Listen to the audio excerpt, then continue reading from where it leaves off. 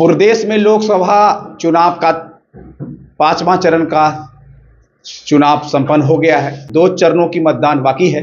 लेकिन वहीं हम बात करें बिहार की, तो बिहार में जाति जाति कार्ड खेला जा रहा है। आज हम बात करेंगे जहानाबाद संसदीय क्षेत्र की। उससे पहले नमस्कार स्वीकार कीजिए, मेरा नाम गुलशन कुमार हुआ और आप देख रहे हैं मगध टाइम्स। आज हम बात करने जा रहे हैं बिहार के बहुचर्चित सीट जहानाबाद संसदीय क्षेत्र की। आखिर जहानाबाद संसदीय क्षेत्र इतना हॉट क्यों बन रहा है, क्या कारण, क्या वजह है, पूरी विस्तृत जानकारी आपको जो है एक एक करके देंगे। बने रहेंगे वीडियो में। हम बात करेंगे जहानाबाद संसदीय क्षेत्र की। पहले बताते हैं महागठबंधन जो इंडिया अलायंस के उम्मीदवार हैं सुरेंद्र यादव हैं, और वही एनडीए के उम्मीदवार चंदेश्वर प्रसाद चंद्रवंशी जो पहले भी 2019 में लोकसभा चुनाव जीते थे और वर्तमान में निवर्तमान सांसद दूसरा बार जो है अपने संसदीय क्षेत्र में पार्टी के सिंबल से भाग्य आजमा रहे हैं। लेकिन बड़ी बात यह है कि क्या कारण, क्या वजह रहा कि मुख्यमंत्री जो है अब जातीय गुलबंद करने में जुट गए हैं। हम क्यों कह रहे हैं? हम कह रहे हैं इसलिए कि वही दो जो है प्रत्याशी जो है निर्दलीय उम्मीदवार में है। यदि हम बात करें तो भूमिहार ब्राह्मण एकता मंच के राष्ट्रीय अध्यक्ष आशुतोष कुमार जो लगातार भूमिहार ब्राह्मणों की बात करते थे, लोगों को गुलबंद करने की बात करते थे, वो भी इस बार चुनाव जो है निर्दलीय के रूप में लड़ रहे हैं।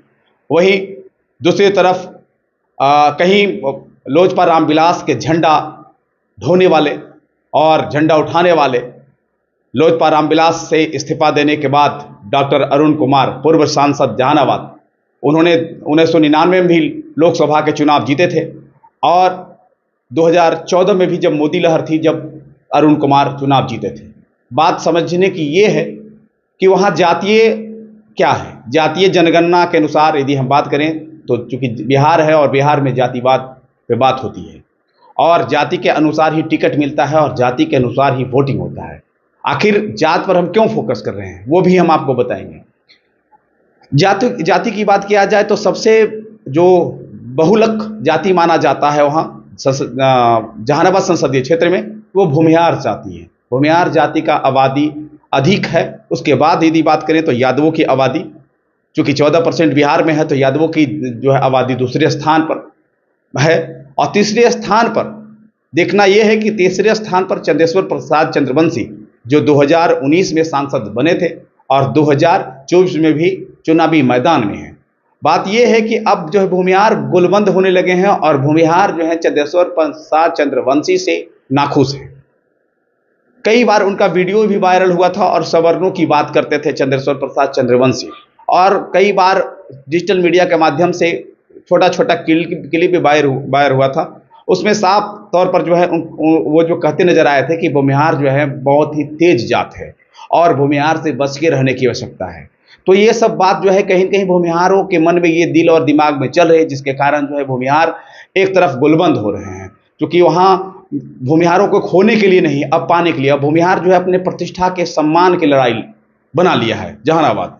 तो इसको देखते हुए अब नीतीश कुमार, चूंकि नीतीश कुमार भी माझे नेता हैं और लगातार 15-18 वर्षों से मुख्यमंत्री हैं बिहार के। मुख्यमंत्री ने अब जो है वो अपने सबसे करीबी नेता जो है अशोक चौधरी को वहाँ लोकसभा प्रभारी बनाया गया है और वहाँ डोर टू डोर कैंपेन करने का निर्देश भी दिया गया है।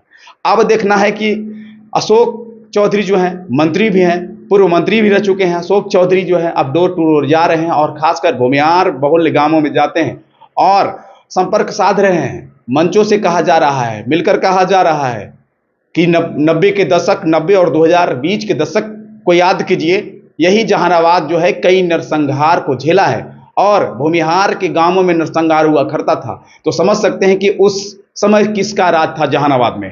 तो वो समय जो है समझने की आवश्यकता है, देखने की आवश्यकता है। कहीं न कहीं वो याद अशोक चौधरी दिला रहे हैं।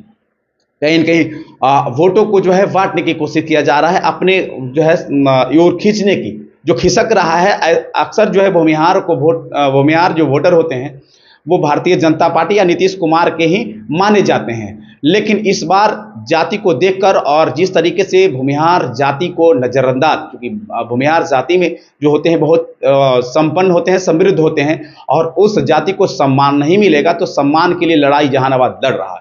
तो अब देखना है कि ये सब याद दिलाया जा रहा है। और वहीं यदि बात करें तो दूसरी तरफ ये भी कहा जा रहा है कि 2029 में भूमिहारों को पुनः नीतीश कुमार जो है सम्मान देंगे, और आपको वादा करते हैं, विश्वास दिलाते हैं कि 2019 में जो लोकसभा संसदीय चुनाव किए जाएंगे उसमें भूमिहार जाति से ही उम्मीदवार बनाए जाएंगे। इस तरह के प्रलोभन जो है भूमिहार के गांवों में जाकर नीतीश कुमार के मंत्री के द्वारा।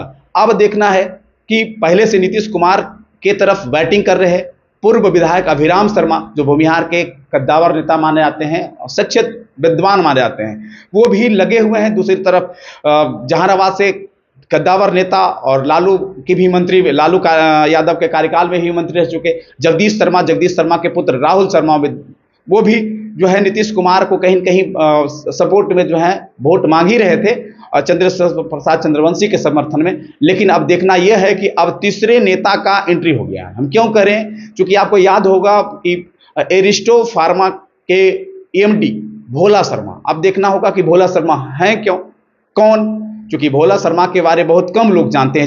जहानाबाद अरवल क्षेत्र के और कुछ बिहार के तमाम लोगों के द्वारा जो है कुछ जानकारी है। लेकिन वही बात करें तो भोला शर्मा हैं कौन। भोला शर्मा किंग महेंद्र, दिवंगत किंग महेंद्र, जो राज्यसभा सांसद जेडीयू के ही सीट से जाया करते थे, उनके भाई हैं और इस वक्त एरिस्टो फार्मा के ईएमडी हैं। अब लगातार 2-3 वर्षों से देखा, जब से दिवंगत हुए किंग महेंद्र, उसके बाद जो है राजनीतिक में अपनी पैर को जमाने के लिए सोशल के माध्यम से, सामाजिक कार्यों के माध्यम से उन्होंने कई ऐसे कॉलेज और विद्यालय जो है उस संसदीय क्षेत्र में तो बनाए हैं, लेकिन दूसरे जिला में भी विद्यालय में कॉपी किताब, लेगस, डेस्क, टेबल और सोलर लाइट भी लगाया जा रहा है, और सोशल क्षेत्र में वो काम कर रहे हैं। कहीं कहीं भूमिहार का जो है एक नेम फेम है और उनका काफ़ी प्रतिष्ठा है उस संसदीय क्षेत्र में, उस इलाके में।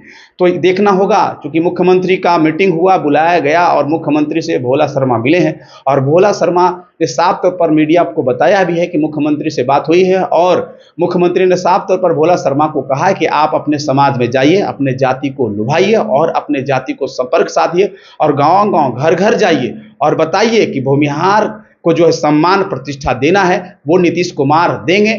एमएलसी भी भूमिहारों को बनाया जाएगा। लेकिन दूसरी तरफ यदि हम बात करें तो अब 2029 में जो भी चुनाव होंगे लोकसभा का, तो जेडीयू के उम्मीदवार या गठबंधन के उम्मीदवार जो भी होंगे एनडीए गठबंधन के, वो भूमिहार जाति के होंगे। लेकिन इस बार जो है चंद्रशेखर प्रसाद चंद्रवंशी को, चूंकि ये सिंबल जो है पार्टी के द्वारा दिया गया है, तो पार्टी की भी प्रतिष्ठा दांव पर है। तो कहीं न कहीं अब जो है वो दर्शाना चाहते हैं और भूमिहारों को अपनी ओर आकर्षित करना चाहते हैं। अब देखना होगा कि जिस प्रकार से जाति जाति कार्ड खेला जा रहा है, अब नीतीश कुमार कितना भूमिहारों को अपनी ओर खींच पाते हैं या कितना प्रलोभन देकर अपने ओर ला सकते हैं। और देखना होगा कि अब किंग महेंद्र के भाई भोला शर्मा चूंकि कितना काम कर चुके हैं अपने क्षेत्रों में, अब देखते हैं कि वो समाज में जो उनका सम्मान था, क्या समाज में भूमिहार जो है उनका सम्मान देता है या नहीं देता है, ये तो आने वाला वक्त बताएगा। अब देखना होगा कि कितना लाभ जेडीयू के ये सब उम्मीदवार जो है उठा पाते हैं या जेडीयू के नेता। अब देखिए चुनाव छठे चरण को होना है। अब जेडीयू के पूर्व राष्ट्रीय अध्यक्ष ललन सिंह जी भी जो है अब जहानाबाद संसदीय क्षेत्र में कूदने वाले हैं, क्योंकि काफ़ी प्रभावशाली नेता हैं। उनका जो कोडिंग होता है, वो कमेटी जो होता है वो तागड़ा है, मैनेजमेंट उनका तागड़ा है। तब देखना होगा कि अब ललन बाबू और सभी लोग हैं भूमिहार के नेता अब जुटते हैं और क्या अब जो है जेडीयू का साख बचा पाते हैं कि नहीं बचा पाते हैं, नीतीश कुमार अपना साख बचा पाते हैं कि नहीं पाते हैं, ये तो देखना होगा। बहरहाल इस वीडियो के प्रति आपकी क्या राय है? क्या भूमिहार एक बार फिर नीतीश कुमार के प्रति, जेडीयू के प्रति गोलबंद होंगे या नहीं? अपनी प्रतिक्रिया कमेंट बॉक्स में जरूर दीजिएगा। धन्यवाद।